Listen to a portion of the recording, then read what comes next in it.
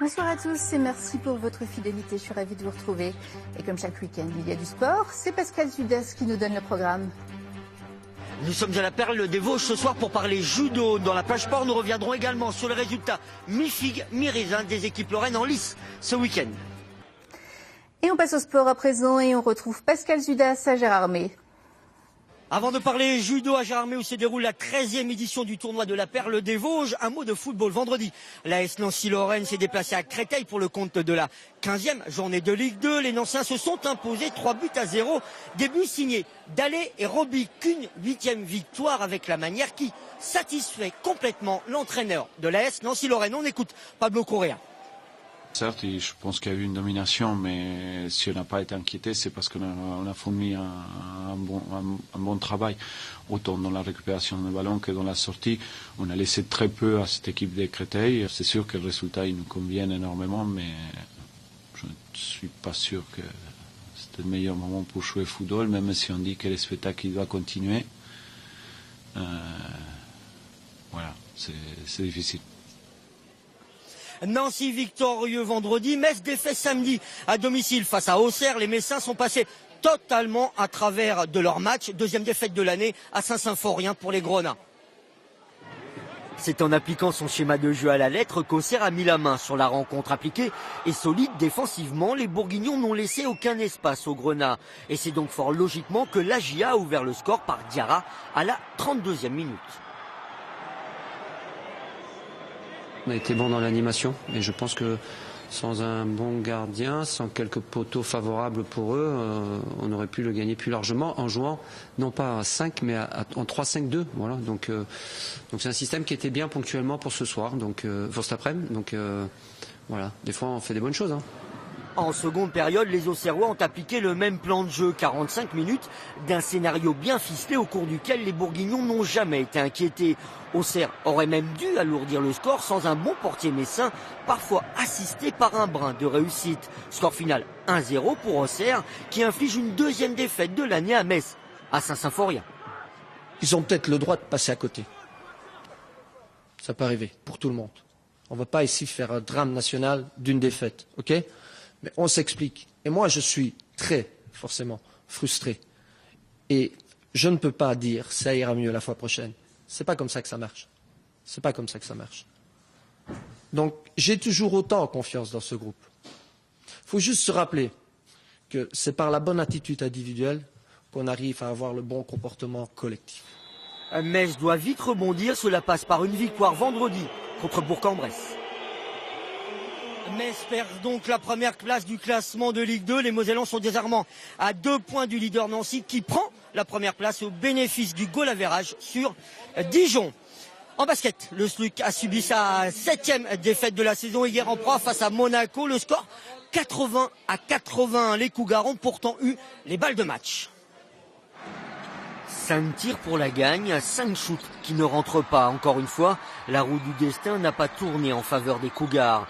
Ces 5 tentatives avortées dans les ultimes secondes du match, c'est tout un symbole de ces débuts de saison ratés des Cougars. 8 matchs, 7 défaites, jamais très loin, petit point face à Monaco, 80-81, mais comme d'habitude en ce début de championnat, encore perdu.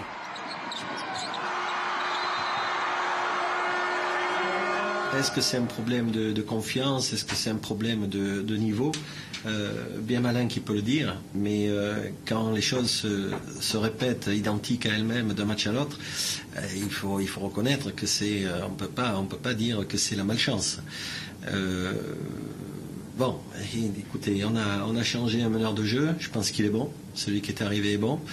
Il nous reste encore un arrière à trouver. Et on travaille pour ça, pour améliorer l'équipe et pour sauver, tout simplement pour sauver la saison. Vous l'aurez compris, le SLUC est en situation d'urgence et doit impérativement régler son problème récurrent de perte de balles. 13 au total, 7 dans le premier quart-temps. Ce mal persistant fragilise une équipe nancéenne qui éviterait de se tirer une balle dans le pied à chaque rencontre en réglant ce problème.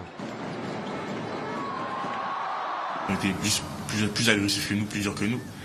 Et perte de balles, c'est vrai que ça reste un problème. 14, c'est quand même pas mal à domicile. Donc ouais, c'est perte de balles, agressivité, dureté. C'est tout un ensemble qui qui fait qu'au final on n'est qu'à un point, mais voilà, un point c'est quand même une défaite. Nancy doit sauver sa saison. Cela passe par une victoire en Coupe d'Europe mercredi face à Venise et samedi en championnat à Antibes. Avec une victoire pour cette défaite, Nancy reste désespérément scotché à l'avant-dernière place du championnat de Pro A de basketball.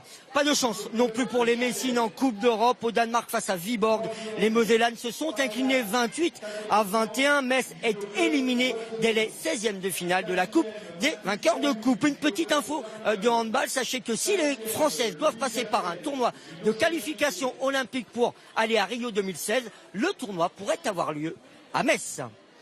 Cela n'a pas souri non plus en volleyball pour le VNVB hier. Les Bleus se sont inclinés 3-7-0 face au Paris Saint-Cloud. Le score 24-26, 19-25, 23-25. Le VNVB est 8e de la Liga féminine. Et de son côté, on va le voir, Terville-Florange, actuel 10e du championnat, tentera de décrocher à domicile sa 2e victoire de l'année demain face au 6e Saint-Raphaël. Et enfin, sachez, pour être complet en volleyball, que le grand Nancy Volley a subi sa 6e défaite de la saison en Liga masculine hier, 3-7-0 face à Lyon.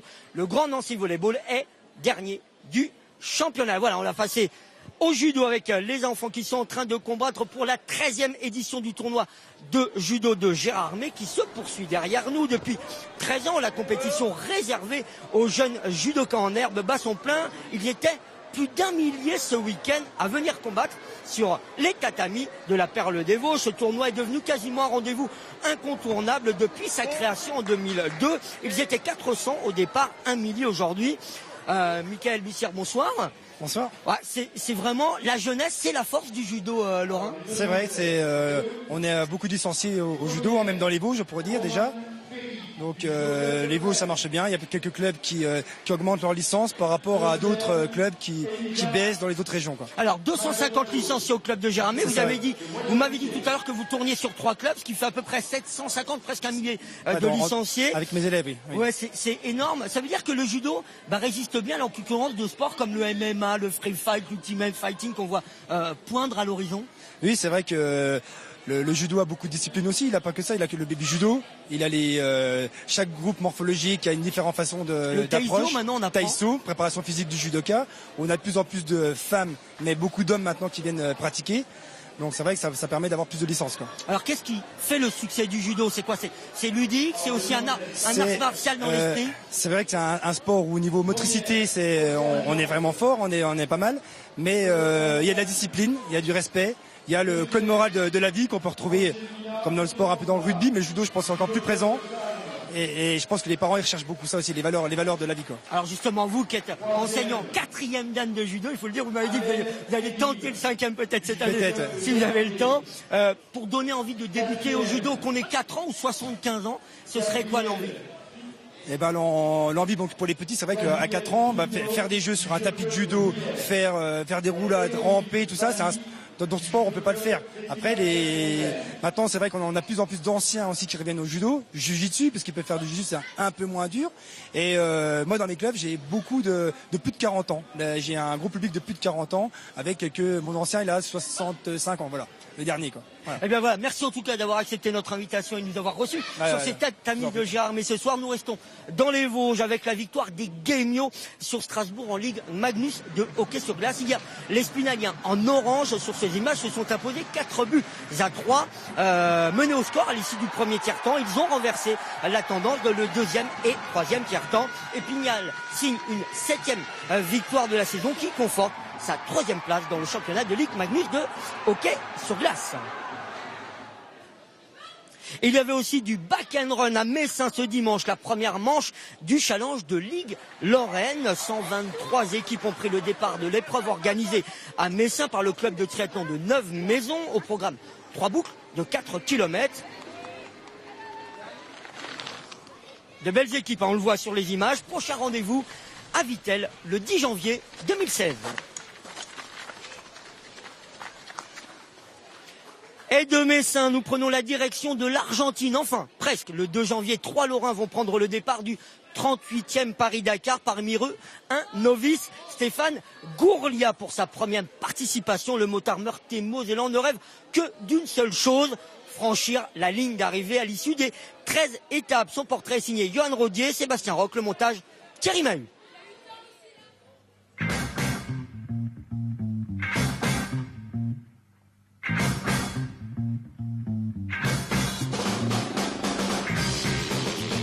Il est lancé à pleine vitesse vers un incroyable défi.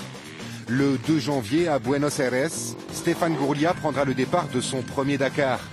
Un rêve pour ce jeune quadra meurthe-et-mosellan qui a enfourché sa première moto à l'âge de 15 ans, l'aboutissement d'un projet qu'il mûrit depuis 3 années.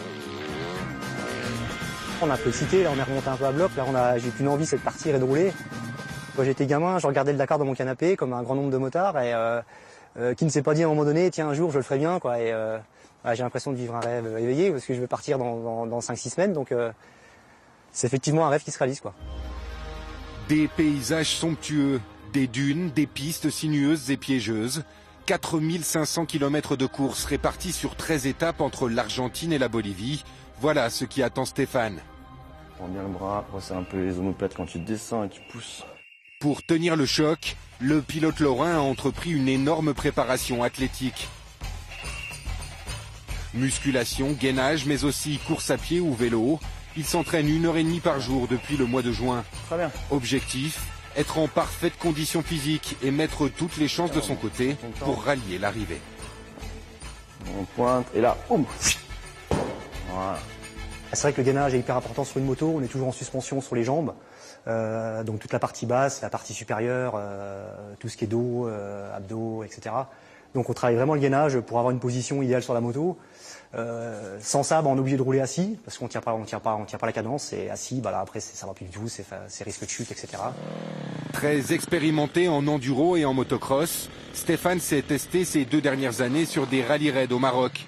Pour le Dakar, ce qu'il redoute le plus, c'est de devoir gérer le pilotage et la navigation au cap. L'objectif, c'est de rouler effectivement à 60-70% des capacités de pilotage moto pour ne pas faire d'erreur et pas chuter justement, pas se perdre évidemment, pour ne pas perdre beaucoup de temps. Et là, on a des chances de pouvoir faire les 13 étapes du Dakar. La moto KTM de Stéphane, qui porte le numéro 101, a déjà été embarquée pour l'Amérique du Sud. Il la retrouvera sur place fin décembre, avec la folle envie de la mener jusqu'à Rosario, le 16 janvier. C'est la fin de ce journal, très bonne soirée. Retrouvez toute votre actualité régionale sur l'application